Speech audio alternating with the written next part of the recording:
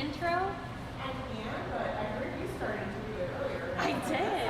I was put on the spot. I don't know if I can reproduce the same. You really should go over it though. You know. There's no like That's it. hesitation. It's very confident.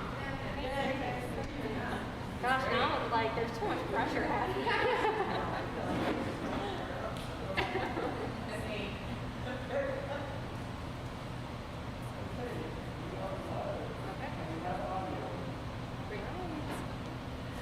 Hello everyone and welcome to our very first Parent University night. Thank you for those who came in person and hello to everyone online. I hope you guys can hear us okay. We are going to go ahead and start off with some introductions.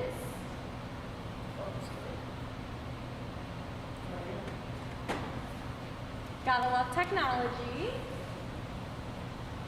All right, there we go. So since I'm talking, I can go ahead and go first. I am Amanda Braybeck. I'm the school psychologist here at LACE. And then my co-presenter. Melissa Dunn, social worker. All right, and then we have a couple members of our PBIS team joining us as well. If you want to come up and introduce yourself. Hi, I'm Lauren Porter, a third grade teacher. Hi, I'm Ashley Grabowski. I am one of the ESL teachers at LACE School. And I'm Natalie Bode. I'm one of the third grade bilingual teachers. All right. Now this is an interactive presentation, so just so you know, as we go through the presentation, if you have any questions here in person or if there's any questions online, feel free to put in the chat. I'm assuming there is a chat. I guess I don't know for sure. Do we have a chat online? All right, so sounds good. So if you have questions, go ahead and put them in there and we'll get to them as we go through the presentation. This is really for you guys as parents at home to support your kids, and so we want to make this as beneficial as we can for you all. So what is PBIS? PBIS is a positive behavior interventions and supports. Essentially what it looks at is trying to focus mostly on those positive behaviors and reinforce those positive behaviors so kids learn and replicate those positive behaviors instead of engaging in some negative behavior. So it really is all about positivity with PBIS. Here at LACE, we have PBIS throughout our whole building. I'm going to come over here and grab one of these. So for you in person, this would be our first handout. For you guys at home, we can send this home. It is also on our website. It is just a list of all of our expectations. So here at LACE, we are safe, we are responsible, we are kind. One of the big sticking points about PBIS is that you really want to have these expectations in all settings within the home, within the school building.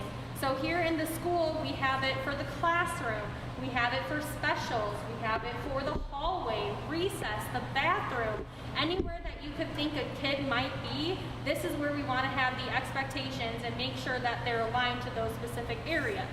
Later in the presentation, we will talk about how you can translate this into your home and make it more specific for riding in the car or your bedtime routine, focusing on different expectations that you as a family value and want to focus on. Sure.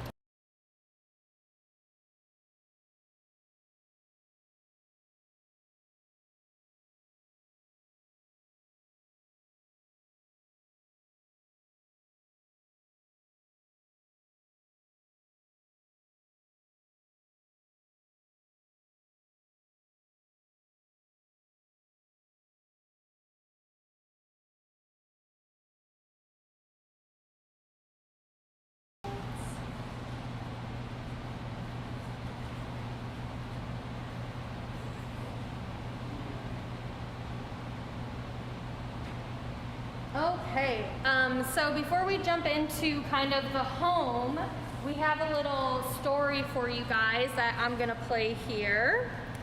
So hopefully you guys can hear it all right.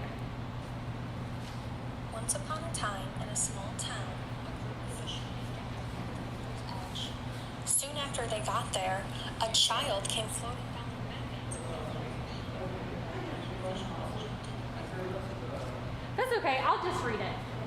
All right, I'll try to do it with as much charisma as my recording had. So, once upon a time in a small town, a group of fishermen gathered at the river's edge. Soon after they got there, a child came floating down the rapids yelling for help. One of the fishermen jumped into the river and pulled the child out. A few minutes later, another child came, then another, and then another. Soon all the fishermen were all diving in, dragging children to safety. They continued jumping in over and over again, trying to save as many children as they could. During all of this frenzy, one of the fishermen walked away. The rest of the group became irate. How could he leave when there were so many children to save? Hours later, to the fishermen's relief, the flow of children down the river stopped. The fishermen who had walked away returned. The group began shouting, "How could you? How could you just walk away when we were all working so hard to save the children? We needed you with us." He replied, I decided to go upstream and found out why so many children were falling into the river. I found that the bridge had some missing boards. When the children tried to jump the gap, they couldn't make it and were falling in. I fixed the bridge so no more would fall in. So what we have on this screen is a QR code that's linked to a Padlet. So if you online would like to pull up your phone, or you guys here in person can pull up your phone and zoom into the QR code, it will bring up kind of a discussion board, and if you want, you can go ahead and put what you think the moral of the story is. Does anybody here would like to share out what they think the moral of the story is? Yes. If it's find the root of the problem. Find the root of the problem. Excellent. Anybody else? You agree? All right. I'm sure our Padlet is blowing up with all our online viewers out there. They all think it's the exact same. Man, you guys have some great brains going on. I really like this story a lot because as a school psychologist and as schools in general, we like to see what we can do to prevent things from happening. So a lot of times, when we look at the prevention, instead of doing the intervention of pulling the kids out and pulling the kids out, you really look at, where is the root cause happening and how can we prevent this from happening? And anything we can do to help kids be more successful, not fall into the river, is going to be beneficial, right? All right, thank you for participating. Appreciate that. And I'm going to go ahead and hand it over. Thank you. Okay, so then when we look at how to change that behavior, it can be done in 4 different ways, right? So it can be taught, modeled, practiced, and acknowledged. So the photo is of the dog, and many of you may be familiar with the concept of Pavlov's dog, whereas if you're giving that dog a treat, then that dog will then do the behavior that you're hoping to do. So we do it in that way, but it's not so much that we're training, but like Amanda said, is that we're working to prevent that behavior before it starts, and it helps students and people work towards a behavior or a reward that's wanted and desired. So again, playing off of that, an important note is that it's not bribery. So we're not trying or teaching us this to bribe our students or to bribe your children at home. If you do this, then you'll get this. It's not so much that, but it helps to look at celebrating and rewarding their positive behavior after it happens. As we go through the at-home matrix that you'll be able to work on tonight, you'll be able to choose behaviors that your kids want to do and behaviors that you want to see them do, and then agree on rewards that can be earned by doing those behaviors.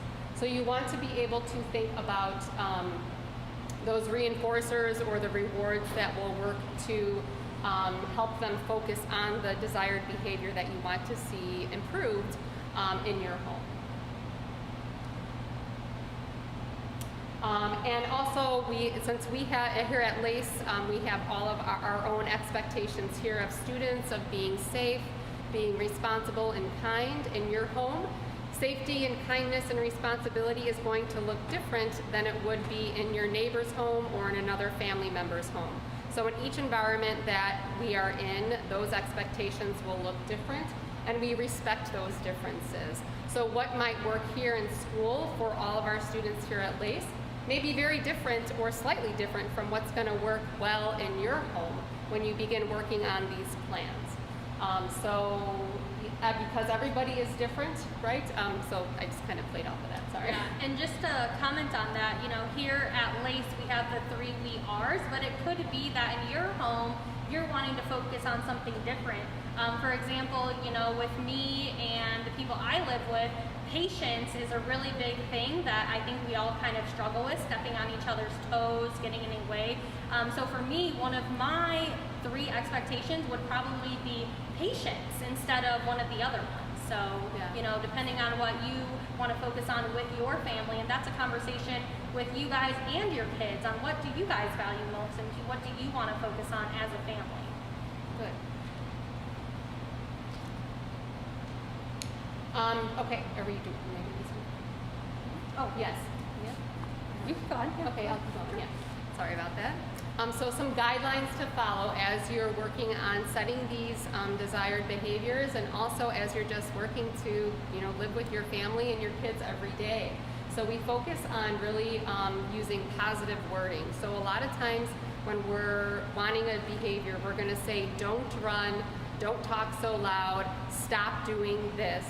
So all of those don'ts and stops are going to be more negative comments to use towards kids. And then they're going to feel like they're going to be more in trouble, and they may not be as motivated to do whatever your behavior is. Instead, some examples of how to change it: instead of don't run, it's you must walk. Instead of stop yelling, use your inside voice. Instead of no throwing inside the house, only throw the ball outside the house. So putting that statement in a positive tone, and also specific with how that behavior or that desired behavior will look in your home. So number 2 is be a teacher. I know that you guys as parents are already teachers. I mean, you guys teach your kids new things every single day. Here at school we have teachers, staff members who are teaching kids, and something that we learned as a PBIS team, just kind of going back to some of our training, is, when you think about your kids struggling with math, what do? You teach them. When you think about your kids struggling with reading, what do? You teach them. Well, when you think about your kids struggling with behavior, you punish? You know what I mean? It doesn't come off as natural saying when a kid doesn't know a behavior, you teach them. So like with brushing your teeth, kids didn't learn that. They did that by looking at you, by modeling you, to know the expectations of put the toothpaste on, put it under the water, brush your teeth for, I don't know what the technical amount of time, maybe 30 seconds, a minute, whatever the dentist recommends is what you should do. But then when it comes to other behaviors, like becoming overly upset about something, teach them how to respond appropriately and give them a why. So instead of just saying, oh, don't be crying, I see that you're upset, why are you upset? And then explain the situation. Oh, I know Tommy didn't want to play with you at recess, well, what can we do next time?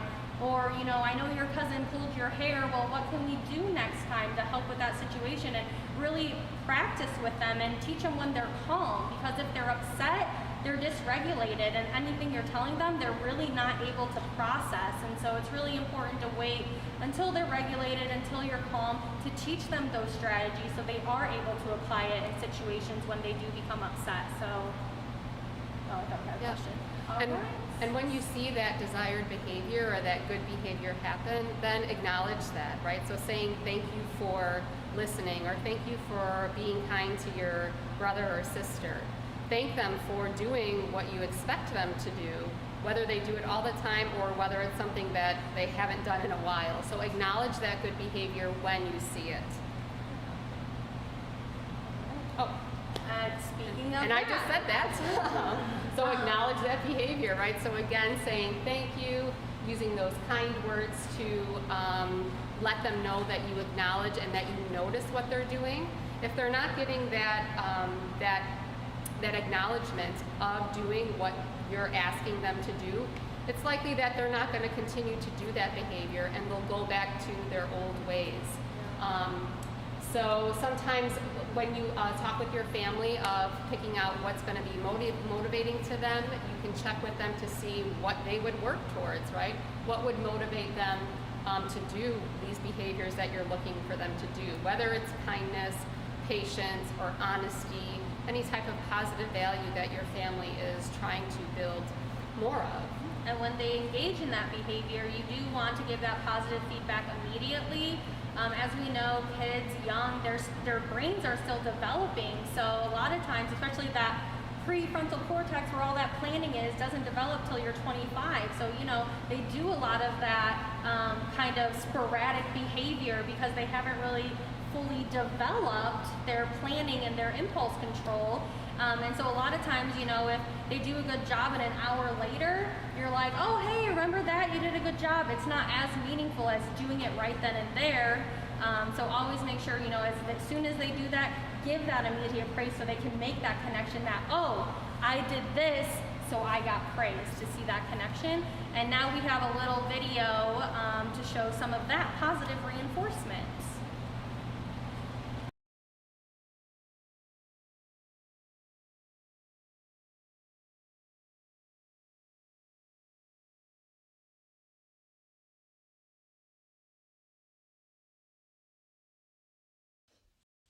Are you finished? Well, thank you. How thoughtful. Would you like a chocolate? Yeah, sure. Thanks. Oh, sorry, Sheldon. I almost sat in your spot. Did you? I didn't notice. Have a chocolate. Thank you.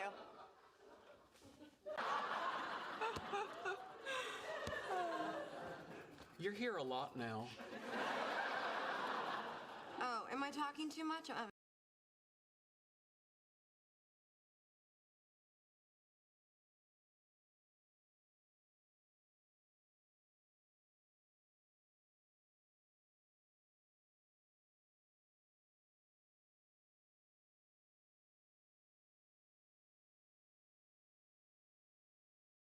Penny to not sit in his seats, not laugh loudly, and if she's talking on the phone, go outside. So in the very first frame, you see her here. She initially sat in Sheldon's seat, and he just kind of looked at her, and she was like, oh, this is your seat, and came over and sat in the next seat, and he goes, great job, chocolate. And so with PBIS, again, it's not bribery because we want them to engage in that positive behavior first, and then the reward comes after. So she loves chocolate. It's a thing that they all know that she really likes. She buys into it. So she does that expected behavior. She's reinforced immediately, and then is making that positive connection of, oh, when I do this, I get a praise. And then you start to build that positive behavior, and they start to do it without constantly needing that praise.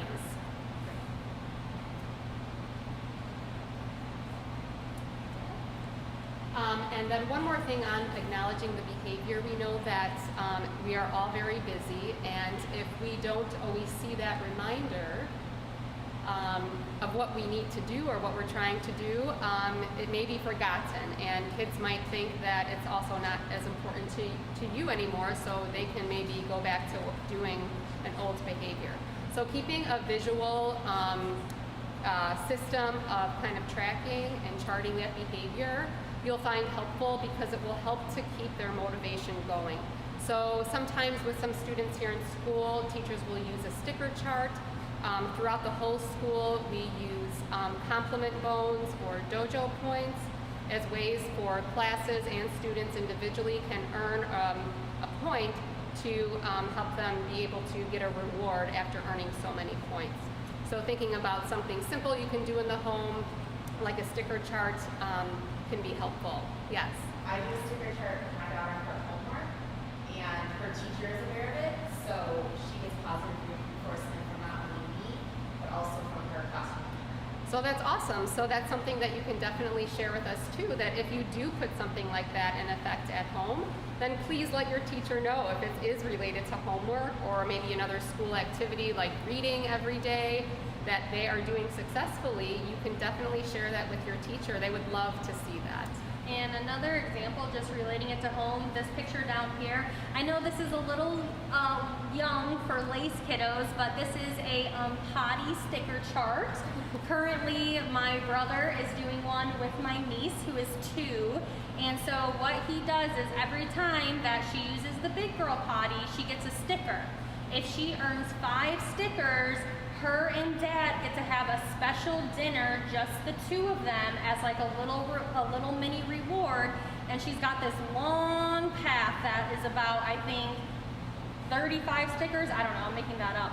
But 35, 40 stickers probably. And when she gets to the very end, they get to go to the movie theater, and she gets to pick out the movie with popcorn and things like that. And so along with, you know, that positive praise of immediately reinforcing her, she also gets some mini rewards that are free. They eat dinner together, just the 2 of them. And then if you want to spend money, you don't have to with the PBIS program, but if you want to splurge a little bit for the big grand prize, then you could look at doing stuff like that. But just another example to relate it to home. Today, my students and I had a conversation about who you enjoy playing with most at home. And they all said their parents, and I asked if they get to play with their parents, and they said not much because they're busy or they're working. And I said, oh, so at your age, you still want to play with mom and dad? And they said, oh, yes. So I think even just playing a game as a free, to us, simple reward means a lot to them. Yeah, great example. Thank you. Okay, so then how are you going to do this at home? So 4 easy steps, right? So first, working together as a family on what those expectations will be. Like Amanda said, what do I need to do? Click. Okay. Thank you so much. You're welcome. Okay, so you want to be able to work together, everyone involved in the family who will be working towards these expectations, kids included. So usually we'd recommend about 3 to 5 expectations and making sure that they're clearly stated with what that behavior looks like throughout the home or in different environments, if it's in the car, going from home to car, different places in the home. So some examples can be like what we do here, being kind, being responsible, safe, and helpful. It can be anything, though, that matters to you. Like Amanda said, hers is being more patient. For me, it's more honesty that I work on with my daughter at home.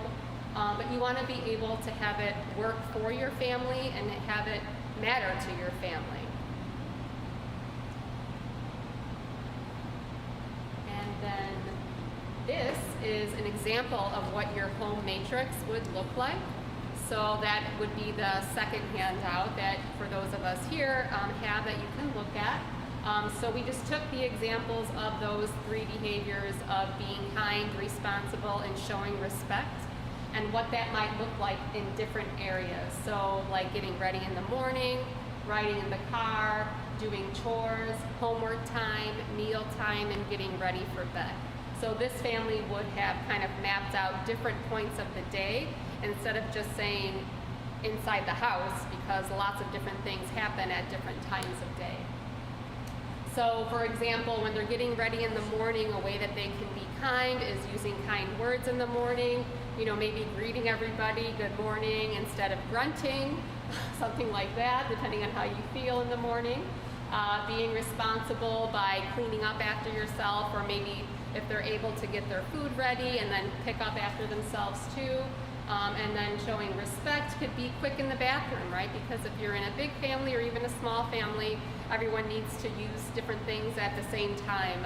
So just being respectful of the time that you're using to take up things. So we can practice some of these too as far as being kind.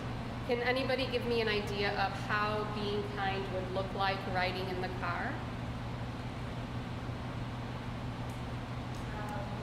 My oldest will sometimes buckle in my knees on during the bed Great. and stuff.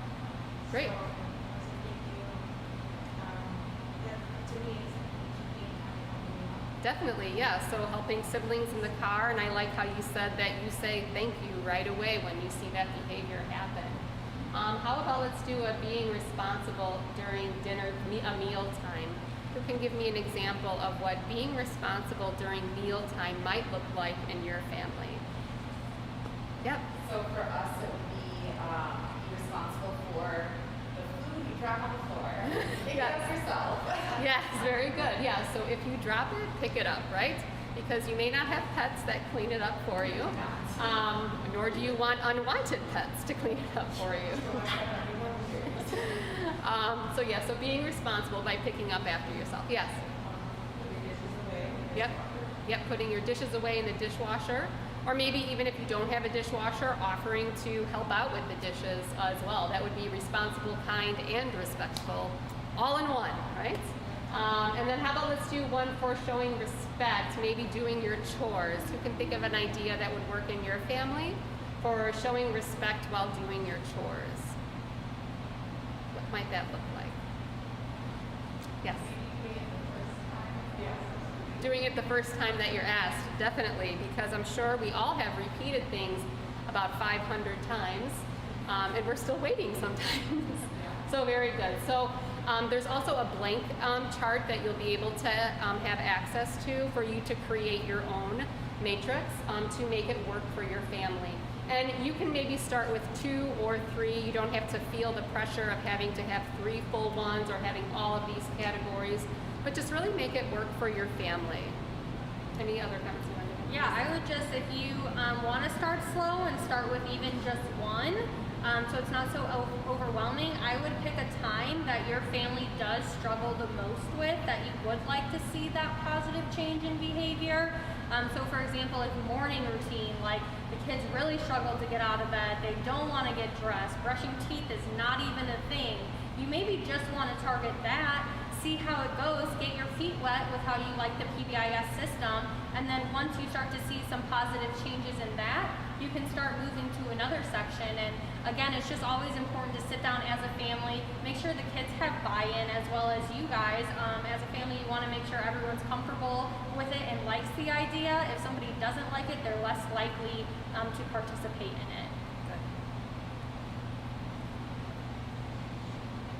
And speaking of what I just said, yeah, so having a family meeting is really important, just to kind of go over, sometimes a lot of the things in the household are unspoken, kids have picked up on it through nonverbal cues, but sometimes it's nice to just kind of put words to it, and even add visuals if you want. I personally am a huge visual learner, and so sometimes just having the words, I don't read or I kind of walk past because I'm like, I don't know, I don't have time for this. But if I see a visual, I'm more likely to look at it and be like, oh, what is it trying to tell me, and things like that. So depending on your kid and their style of learning and your style of learning and communication, you may want to incorporate some visuals or just keep it words or whatever you're comfortable with. And then this positive reinforcement we did kind of touch on a little bit when I explained the potty chart, with the dad time. We gave some examples about just spending time with your kids as a reward.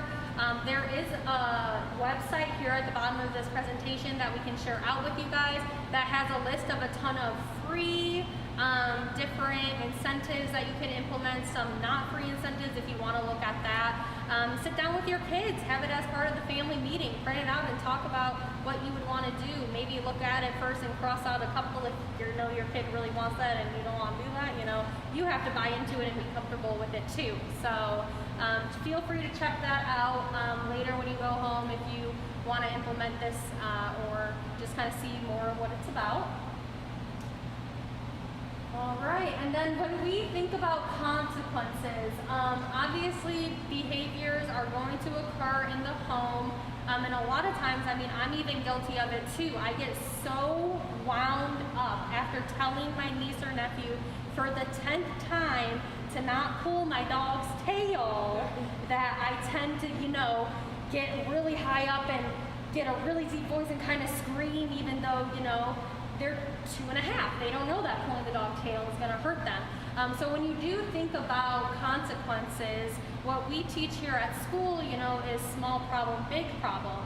So if a kid is dropping a pencil on the ground and they have a huge meltdown, a lot of the times we talk about, is dropping your pencil on the ground a big problem or a small problem? And does your reaction match that problem? So if dropping your pencil on the ground is a small problem, then a small reaction is what you should have, and you can do the same thing with consequences.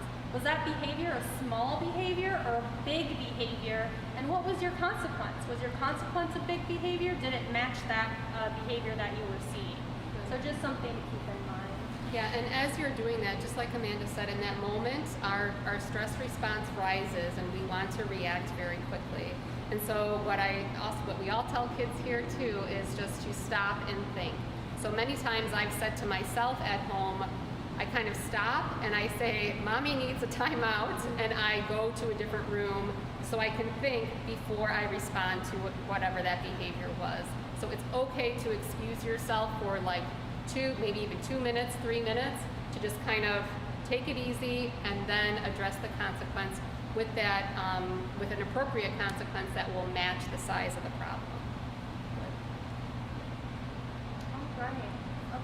Yeah, so then why should you try it at home is because we think that you'll feel better when things go well and more smoothly in your family as far as behaviors, especially when those behaviors are going to be positive or more desired behaviors that you're looking for from every member of your family. And then we all start learning in the home. That's our first learning environment. That's our first school. And that is how we learn a lot of our behaviors. So as we work to improve our behaviors in the home, that will translate to all other settings that your kids will be in school, in sports activities as they get older, in a workplace setting. So it will definitely transcend throughout their entire life. And PBIS is extremely flexible too. So, in some households, the behaviors may look like talking back or not picking up your toys. In some households, the behaviors could look like hitting, kicking, and biting. And so with PBIS, it's really great because it can help you shape whatever behaviors that you're having in the home, whatever you want to target. Maybe it is the talking back. Maybe it is hitting. There's a wide range spectrum of behaviors that occur not only at home but at school and the community that PBIS can help you target in a very positive way. And research has shown that the more that you have home, school, and community collaboration, the more the kid is going to understand and pick up on those positive behaviors. All right, and the biggest point, if anything, like you dozed off, not paying attention, you try to make it entertaining, I hope you take away that patience is key. I am not a parent. I have a bunch of nieces and nephews. They drive me absolutely crazy, especially when they're all there together. You have to give yourself grace. You have to give yourself patience. The best way to take care of your kids is to take care of yourself first.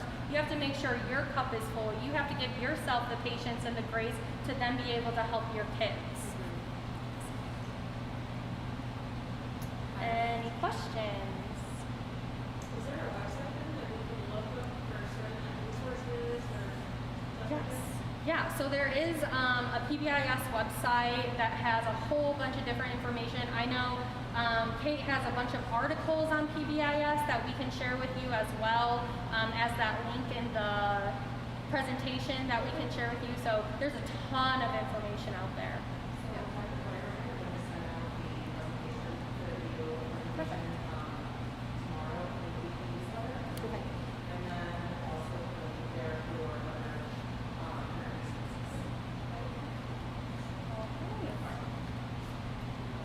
Okay. Well, thank you guys so much for attending our very first Parent University, for those that came in person and those online. I really hope this was beneficial for you guys. If you have any questions later down the road or you want to know information, please feel free to reach out to Melissa or myself, reach out to your classroom teachers, reach out to any staff. They're all very knowledgeable, great resources. I know the teachers would love to collaborate with you guys with what you're doing at home. So please feel free to reach out with anything. Thank you. All right, thank you.